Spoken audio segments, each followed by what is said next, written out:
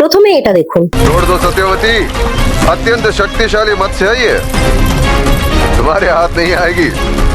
मेरे हाथ नहीं आएगी, मत्स्यराज की कन्या हूँ मैं। এই লাইনটা কিন্তু হঠাৎ আসেনি। মহাভারতের আদি পর্বে বলা রয়েছে সত্যবতীর এই অদ্ভুত জন্ম বৃত্তান্ত।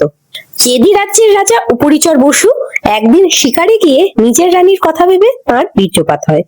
রাজা সেই বীর্য একটা পাতায় করে এক বাজ পাখির মাধ্যমে রানীর কাছে পাঠাতে যান, কিন্তু পথে আর একটা বাজ পাখি সেটাকে মাংস ভেবে আক্রমণ করে বসে। দুই পাখির লড়াইয়ে সেই বীর্য গিয়ে পড়ে যমুনা নদীতে। নদীতে তখন ছিলেন এক অভিশপ্ত অপ্সরা অদ্রিকা, যিনি সাপে মাছ হয়ে গিয়েছিলেন।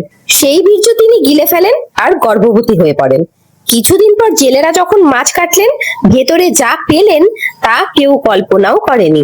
জেলেরা সেই মাছ ধরে পেট চিরতেই অবাক, ভেতরে দুটো মানব শিশু, একটি ছেলে একটি মেয়ে। রাজা উপরিচর বসু ছেলেটিকে নিজের কাছে রাখেন। সে বড় হয়ে হয় মৎস্য রাজ্যের প্রতিষ্ঠাতা রাজা মৎস্য, আর মেয়েটিকে তুলে দেন জেলে প্রধান দাসরাজের হাতে। এই মেয়েই সত্যবতী। মাছের গর্ভ থেকে জন্ম বলে গায়ে ছিল মাছের গন্ধ, তাই তাঁর আর এক নাম মৎস্যগন্ধা। এটা কিন্তু একটা নাম নয়, এটা একটা রিডিকিউল ছিল, যেটা নিয়ে সত্যবতী ছোট থেকে বড় হয়েছিলেন। এই জন্যেই যখন সত্যবতী বলেন মৎস্যরাজের কন্যা আমি, এটা কিন্তু আসলে কোনো অহংকার নয়। মহাভারতের নিজের ভাষ্য অনুযায়ী এটা তাঁর জন্মের, তাঁর শিকড়ের পরিচয়। কিন্তু এই গল্পের মধ্যেও একটা অন্য আশ্চর্য ইঙ্গিত লুকিয়ে রয়েছে, যেটা আমরা সহজে দেখি না। ক্লিপটা আবার দেখুন। সত্যবতী ওই সোনার মাছটাকে দেখেই ঝাঁপিয়ে পড়েছিলেন পাওয়ার জন্যে, রক্ত ঝরিয়েও ছাড়েননি। এটাই তো জীবনের নিয়ম।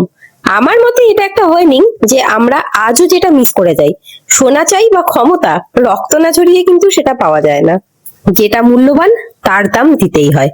আর এই সত্যবতী পরে হয়ে ওঠেন হস্তিনাপুরের রাজমাতা, যার একটা সিদ্ধান্তই জন্ম দেয় মহাভারতের যুদ্ধের বীজ। সেই গল্প বলবো পরের ডিকোডিং এ। ততক্ষণের জন্য লাইক, শেয়ার এন্ড সাবস্ক্রাইব মিনি বচন। দেখা হবে একটা নেক্সট ডিকোডিং। টাটা।